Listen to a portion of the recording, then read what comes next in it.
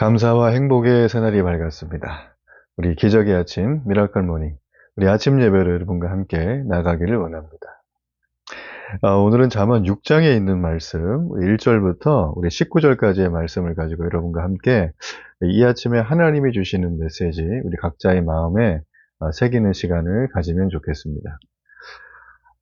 우리가 지금 잠언에 대해서 쭉 살피면서 특별히 잠언의 지혜에 대한 다양한 입체적인 모습을 살펴보고 있습니다. 특별히 잠언의 이 지혜는 어떤 무슨 이상적인 개념이나 어떤 가치에 대한 얘기만을 얘기하는 게 아니라 이 삶의 원리를 전하는 실제적인 가르침, 그런 가르침이 굉장히 많이 등장합니다.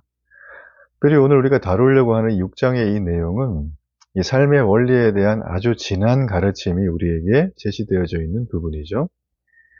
특별히 19절까지는 이 서로 다른 세 개의 주제들이 등장을 하지만 이게 연결이 되어서 지혜를 얻은 자가 실제적으로 어떻게 살아야 하는가에 대한 가르침을 전하고 있습니다. 세 등분으로 나눠지게 되는데요. 특별히 1절에서 5절까지는 보증에 대한 부분, 그리고 6절에서 11절까지는 게으름에 대한 부분, 12절에서 19절까지는 여호와께서 미워하시는 삶의 방식에 대한 교훈들을 말하고 있어요.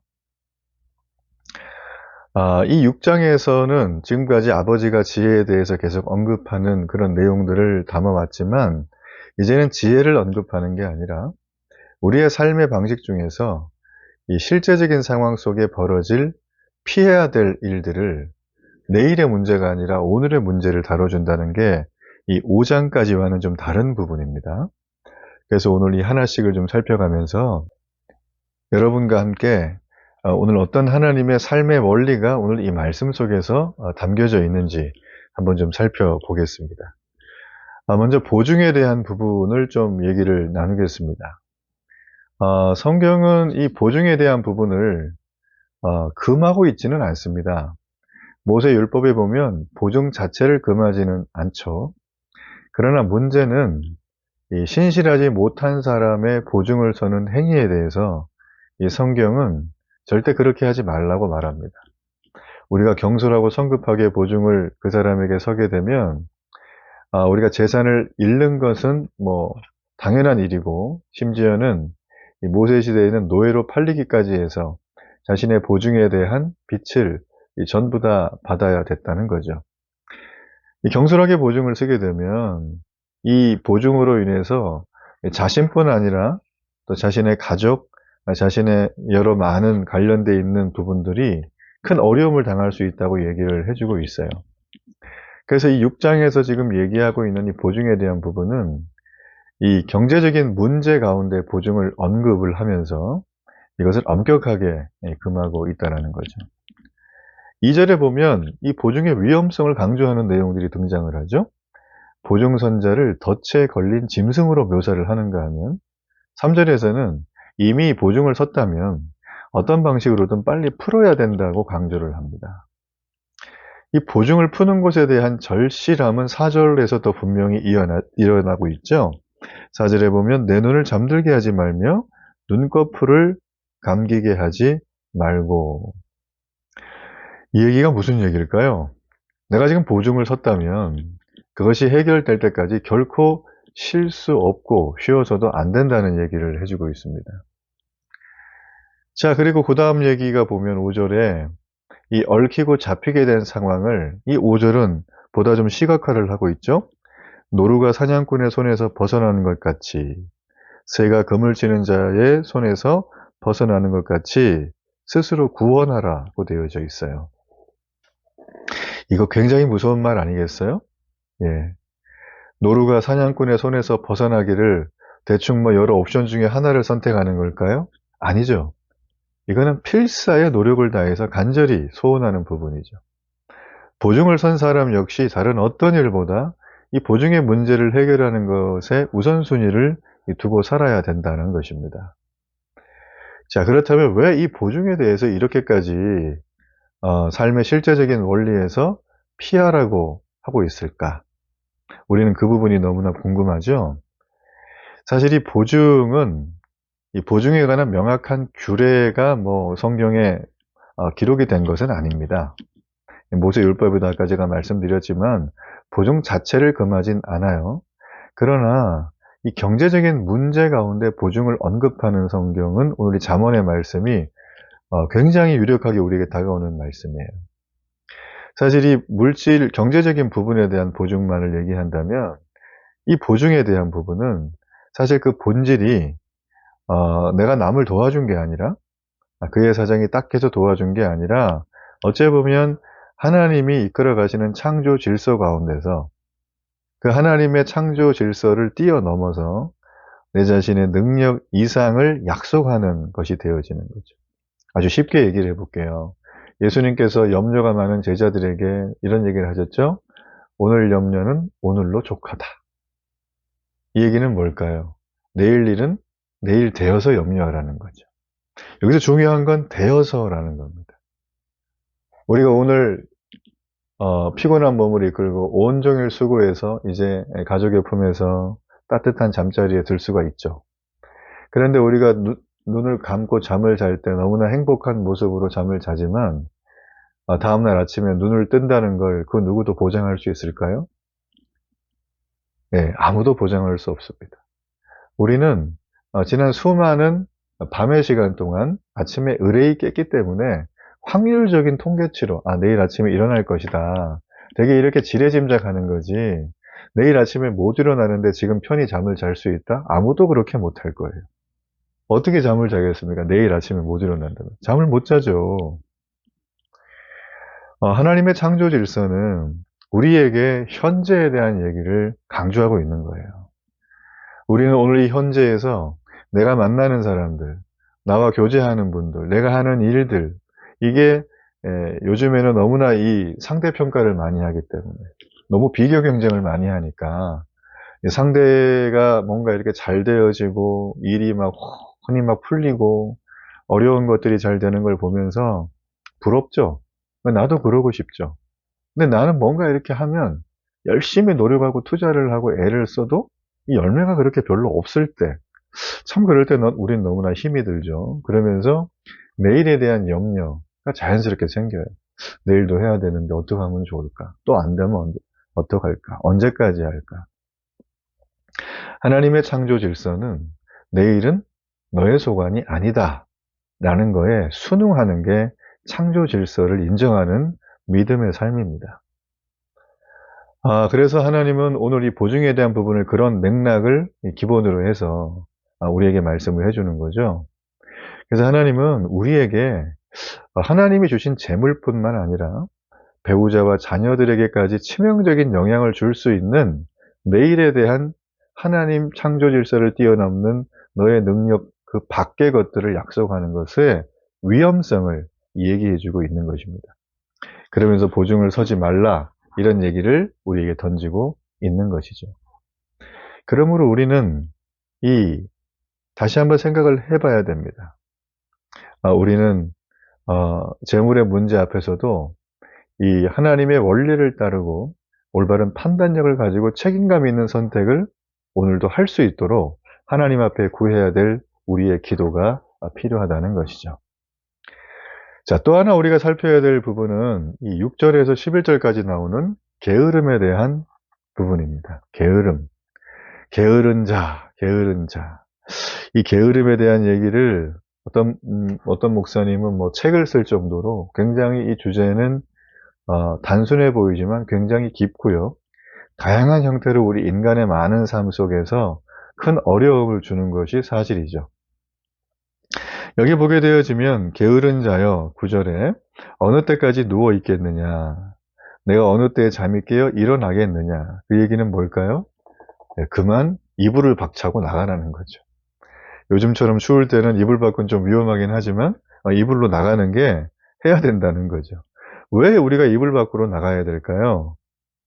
11절에 보시면 나오죠. 내 빈궁이 강도같이 오고 내 곤핍이 군사같이 이르리라. 굉장히 무서운 말이죠. 자, 왜 6절의 시작에서 11절에 이런 말씀이 되었을까? 우리가 한번 이 부분을 좀 살펴봐야 될 필요가 있습니다.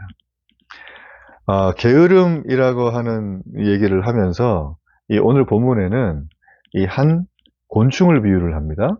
6절에 보면 그게 개미죠. 이 그가 하는 것을 보고라는 이런 얘기가 있습니다. 그가 하는 것을 보고 지혜를 얻으라. 누구에게요? 게으른 자에게. 이 게으른 자를 향해서 개미를 보고 지혜를 얻으라고 지금 이 잠언의 저자는 제안을 해주고 있죠. 자, 이 표현은 정확하게 개미의 길을 보라는 뜻이죠. 우리가 길이라는 것은 앞에서 좀 살폈었죠? 이 길이라는 표현이 잠언에 등장할 때는 길은 걸어가는 길을 의미하는 게 아니라 나의 삶의 방식 자체를 의미하는 거죠. 지금 아버지는 게으른 자들을 향해서 개미가 살아가는 방식을 보고 지혜를 얻으라고 강조하는 것입니다. 이는 단순히 개미라는 곤충을 보고 배우라는 의미를 뛰어넘어서 그 개미 역시 하나님이 세워놓으신 창조 질서 안에서 그렇게 살아가는 모습을 우리에게 보여주는 거예요. 그래서 잠언서 30장 25절에 보면 개미는 가장 연약하지만 미리 음식을 준비하는 지혜로운 존재로 묘사가 되고 있죠. 그렇죠?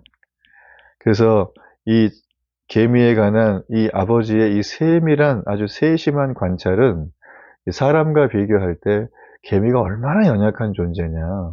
너무나 힘이 없는 존재인데 사회적 질서도 없고 공동체도 없지만 그 개미는 미래를 준비하는 지혜를 갖고 있음을 말하기 위함입니다. 여기서 사실 우리는 한 가지 좀 짚어 넘어야 될 것이 인간 이외에 이 다른 어떤 생물들, 뭐 곤충, 동물, 식물 다 포함해서 이게 그들에게 지능이 있을까? 이런 어떤 갑론을박이 굉장히 많죠. 그러나 많은 사람들이 여기에 대한 얘기들을 하지만 성경의 메시지는 딱 하나로 일관합니다. 사람에게만 영적인 부분, 그 영적인 부분이 우리의 지혜와 지능으로 드러나고 사람은 홀로 사는 존재가 아니라 함께 공동체를 이루어서 세상의 발전을 일으키고 또 우리의 실수를 개선하고 나를 성찬할 수 있는 그런 이 영적인 부분, 또 인간의 정서적인 부분, 의지적인 부분, 보이지 않는 내면의 질서들이 오직 인간에게만 있다고 성경은 누누이 얘기해주고 있습니다. 그래서 우리가 뭔가 정서적인 교감을 위해서 삶의 어떤 필요한 때에 함께하는 뭐 반려동물이라든지 혹은 반려식물이나 혹은 뭐 이 움직이는 생물이 아니라 뭐 기계도 요즘 굉장히 많죠. AI와 대화를 한다거나 AI 로봇이 함께 있으면서 우리 고령자들, 혼자 사시는 분들에게 안전과 여러 가지 가사 도우미의 역할을 일부분 하고 있다는 얘기를 저는 봤습니다. 물론 시대의 요청 따라 그런 게 필요한 겁니다. 여러분, 그렇지만 이 개미가 보듯이 개미는 지능이 뛰어나고 공동체를 만들어내고 그들은 삶을 개선한다? 성경은 그렇게 말하질 않아요. 자, 그렇지만 오늘 여기에서 이 잠언은 이 개미를 빗대어서 말하는 것은 개미는 대표적인 특징이 미래를 준비하는 지혜가 있는 그런 곤충으로 우리에게 묘사가 되기 때문입니다. 그러니까 개미는 하나님의 창조 질서의 세팅이 그렇게 만들어진 거예요. 그래서 그렇게 살아가고 있는 거죠. 근데 우리 인간은 개미반도 못하다라는 것입니다. 네. 웃긴 얘기가 조금 있는데 예전에 이걸 제가 듣고 참 재미있는 생각을 많이 했습니다. 어떤 달리기 경주가 있었는데 사람과 개가 함께 달렸답니다. 근데 사람과 개가 달리면 사람이 자존심이 있지 좀 이겨야 되잖아요. 그러면 개를 앞질러서 막 가면 사람들이 그러는 거예요. 야유를 보내면서. 아유, 개보다 더한 인간. 그리고 그런 얘기를 들으니까 또 주눅이 들어 좀 천천히 가면 개가 먼저 가잖아요. 그러면 사람들이 또 야유를 보내는 거예요. 이 개보다 못한 인간. 도대체 어떠란 얘기입니까, 이거는. 네. 제가 지금 이 얘기를 드리는 이유는 하나님은 각 생물, 모든 움직이는 유기체들, 사람을 포함해서 하나님이 창조했을 때 이 땅의 질서가 어떻게 되어질지 그들에게 각자의 미션을 줬다는 거예요. 그래서 우리는 그 하나님의 창조 질서 안에서 살아가는 것이 잠언은 누누이 말합니다. 이게 지혜다. 오늘 21세기에 우리가 새로운 지혜를 발견했다. 지식을 응용하고 융합하면 새로운 지혜로 도달할 수 있고 인간의 삶은 더 진일보할 것이다. 저도 그 부분의 일부분은 동의를 하지만 여러분, 진보가 아무리 좋고 발전이 아무리 좋아도 진보와 발전의 그늘은 역사상 늘 존재해 왔다는 것이 수많은 사람들의 공통적인 주장이라는 것이죠. 진보는 우리에게 낙원과 유토피아를 선물할 수 없습니다. 그걸 선물할 수 있다고 약간의 부풀린 희망만을 제시할 뿐이죠.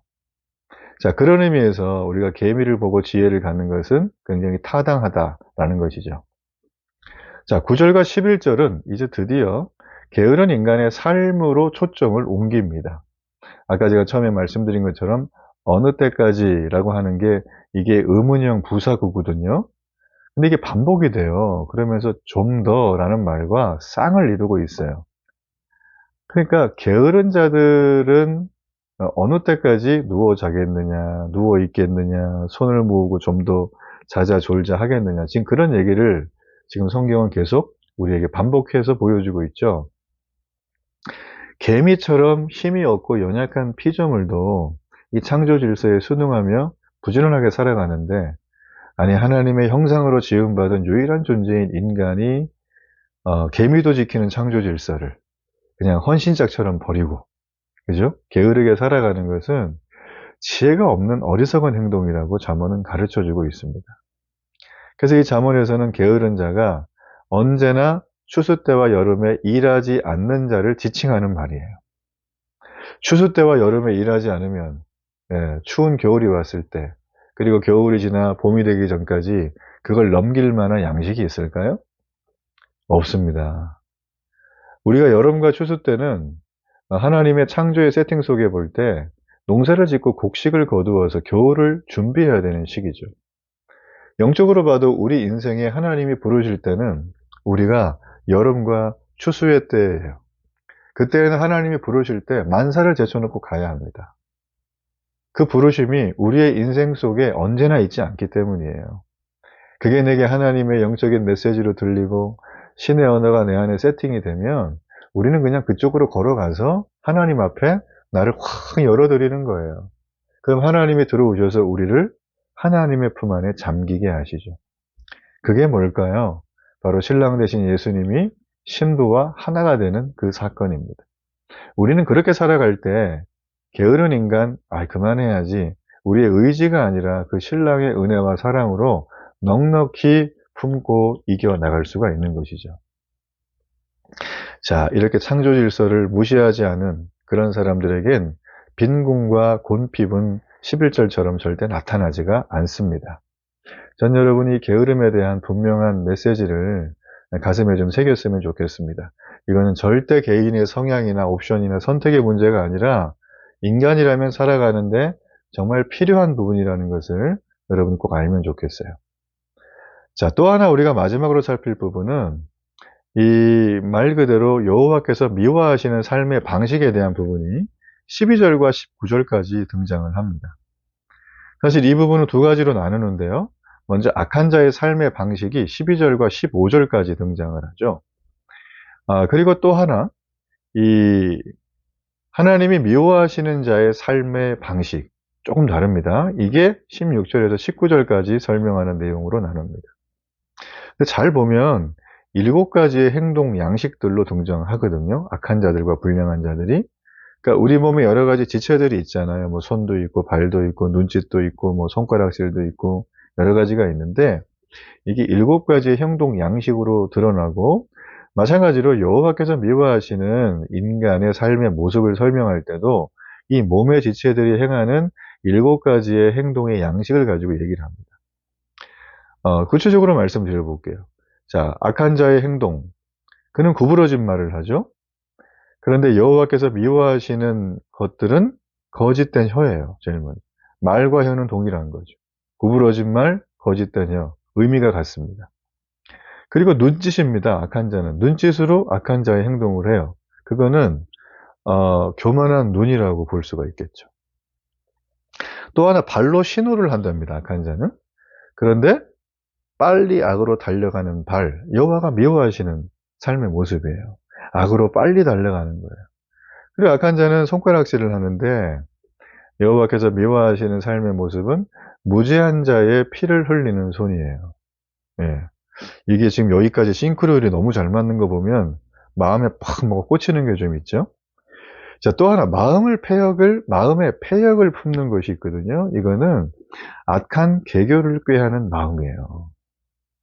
그러니까 어떻게 하면 상대방을 소위 말하면 내 도구화 삼아서 내가 원하는 삶의 목표를 이루는데 이 전략적인 수단으로 삼을 것인가, 이런 얘기를 많이 하게 되어집니다. 예전에 그 미국의 5, 60년대에 미국의 중산층 백인 가정들을 가리켜서, 특별히 그 백인 가정의 아내들, 백인 여성들 있죠? 이 하얀 피부에, 이 파란 눈에 아주 금발의 매력적인 이 여자 부인들, 30대, 40대 아주 젊은 이 부인들을 일컫는 하나의 통속적인 표현이 있었어요. 그게 뭐냐면 하우스 와이프라는 별명이었어요. 이게 아마 정확하게 맞는 얘기인지 제가 모르겠는데요. 어떤 그 책에서 제가 본 건데, 그 별명을 가지게 된 그 배경이 당시의 시대적인 배경을 많이 풍자하고 있습니다. 당시에는 미국이 상당히 2차 대전 이후에 이 전쟁의 승리 국가로서 전쟁 후에 어떤 막대한 어떤 이득을 많이 보던 시절이에요. 그래서 돈이 넘쳐나고 많은 사람들이 경제가 굉장히 화랑이 되고 그 집에도 돈이 넘쳐나고 물자도 넘쳐나고, 그러니까 그때 미국의 수많은 사람들이 폭발적으로 소비가 증가하기 시작을 했어요. 삶의 윤택한 모습을 굉장히 많이 가지게 되고 그전까지 누리지 못했던 풍요로움 속에 살아가게 됩니다. 그러다 보니까 이 사람들이 자연스럽게 좋은 집에 살고 싶다, 좋은 차를 타고 싶다, 좋은 생활의 어떤 편의시설을 가지고 싶다라고 하면서 그게 욕망이 이어졌고요. 결과적으로 복잡한 도심이 아니라 넓고 쾌적한 이 도심 외곽에 있는 교외 지역에다가 이 굉장히 좋은 타운하우스 같은 것들을 건설하기 시작을 했어요. 그리고 거기에는 사랑하는 자녀들이 있고 정말 누가 봐도 미모의 아름다운 백인 아내가 있는 거죠. 그래서 그들을 마치 그 바비 인형 같이 이렇게 하나의 인격적인 존재가 아니라 성공한 백인 남성들이 성공의 하나의 증표로 그 아내들을 그렇게 대하는 그런 어떤 사회적인 모습을 풍자한 남평, 통속적인 개념으로 아마 그렇게 하지 않았나 하는 생각을 가지게 되어집니다.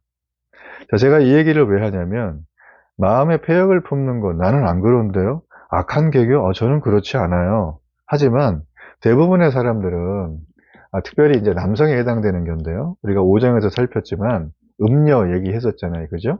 네, 음녀. 사실 음녀는 굉장히 성경에 매력적으로 등장을 해요.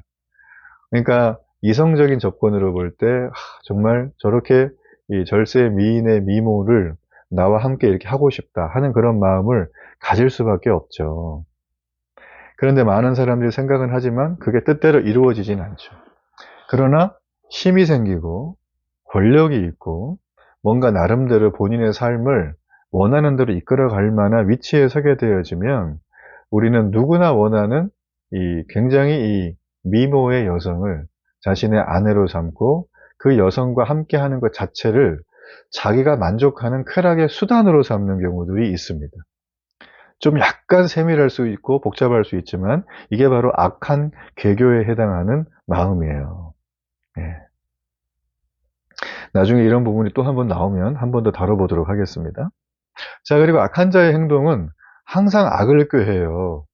여호와께서 미워하시는 삶의 모습은 거짓을 말하는 망령된 증인이죠. 악을 꾀하는 사람은 진실을 말하지 않겠죠. 그렇죠? 필요에 따라서 능수능란하게 진실을 왜곡하고 호도하고 거짓말을 아주 순식간에 하고 밥 먹듯이 하고 아무런 죄책감이 없게 되어집니다. 자, 마지막으로 약한 자의 행동은 다툼을 일으킨답니다. 근데 여호와께서 미워하시는 삶의 모습은 형제 사이를 이간하는 자죠. 자, 우리가 이 7가지의 몸의 지체들로 행하는 행동의 모습을 살피면서 거기에 대한 연결되어지는 하나님이 미워하시는 것까지 살폈어요. 여러분, 사실 우리가 이렇게 쭉 살필 때 여기서 예외가 될 사람은 거의 없죠? 우리는 늘 혀로, 눈으로, 발로, 손으로, 마음으로, 다툼으로 이 동일한 주제 때문에 하루에도 천국과 지옥을 왔다 갔다 하잖아요. 좀 잘 될 때는 아우 괜찮다 너무 좋다 하다가 너무 잘 되면 내 속에 있었던 자만심이 드러나면서 그래 난 이 정도니까 하면서 그냥 다 된 줄로 생각하는데 그때 또 넘어지기도 하고 그렇죠. 그래서 우리는 사실 우리 스스로의 뭔가를 가지고 원인을 갖고 과정을 해서 결과를 만들었다고 하는 순간 여기 나와 있는 여호와께서 미워하시는 행동 어디엔가는 해당이 되고 있는 것입니다. 자, 그러면 우리는 어떻게 삶의 방식을 살아가야 될 것인가? 여러분, 이게 굉장히 중요하잖아요. 여러분, 사실은 이거는 우리의 힘으로는 일단 시작 자체가 말이 안 된다는 걸 전제를 하고 있습니다. 그래서 우리는 하나님의 백성이자 성도이자, 그죠? 신랑 대신 예수님의 신부의 삶을 살아가는, 주께서 허락하신 성령께서 우리와 함께 하시는 성령의 전이라는 걸 우리는 늘 기억할 필요가 있습니다. 그렇다면 이 성령과 함께 걸어가는 삶에는 우리가 하든 안 하든 언제나 내 의가 드러나서 무너졌다면 이 성령이 함께하는 삶은 하나님이 기뻐하시는 일을 이룰 수 있도록 우리의 사소한 말, 사소한 행동, 사소한 생각까지도 우리가 하나님의 기쁨으로 살 수 있도록 이끌어 가셔요.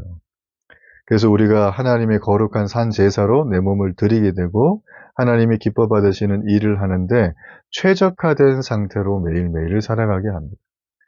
결국 이 지혜에서 우리에게 말해주는 부분은 보증에 대한 경고, 게으름에 대한 부분, 또 여기 나오고 여호와께서 미워하시는 그런 부분들, 이 모든 것들은 우리가 율법을 알고 지키려고 애를 쓰지만 이 모든 것의 완성은 성령께서 우리와 함께 하시는 삶을 추구할 때 이것이 부작용이 없이 아름다운 열매로 나타난다는 거죠. 전 여러분이 오늘도 이 놀라운 이 하나님의 영적인 이 금은 보화를 여러분의 삶 속에 하나하나 실천하며 가는 곳마다 놀라운 추수의 열매가 있는 그런 시간이 되기를 주의 이름으로 축복합니다. 우리 결단의 기도를 하나님 앞에 드리겠습니다. 참으로 좋으신 하나님 너무나 감사합니다. 오늘 이 말씀을 통해서 이 어리석음과 악에 대한 실제적인 교훈을 살피게 되었습니다. 교만한 눈, 거짓된 혀, 무죄한 자의 피를 흘리는 손, 이것은 이미 창세기 3장과 4장에서 아담이 하와가 하나님 앞에 교만했고 또 거짓을 일삼았고 또 가인과 아벨이 무죄한 자의 피를 흘리는 손의 모습으로 우리에게 나타나면서 우리는 더 이상 하나님 앞에 의로운 자로 설 수 없음을 발견하게 됩니다. 이 모든 것들로 인해서 하나님과 멀어졌던 저희들에게 하나님이 그렇게 우리를 부르셨고 우리를 품에 안으셔서 예수님이 땅에 오셔서 우리를 건지시는 이 놀라운 사건을 경험하며 다시 한번 주님의 지혜를 우리가 의지하게 됩니다. 하나님 오늘 오셔서 우리에게 말씀해 주시고 이 하나님 삶의 실제적인 교훈에 대한 부분들 내 마음의 원의로 돼 육신이 약해서 못 지킨다는 그런 핑계를 대지 말고 오늘도 성령과 함께 가는 곳마다 하나님의 승리의 열매가 있을 수 있도록 축복해 주옵소서. 감사를 드리며 예수님의 이름으로 기도합니다. 아멘.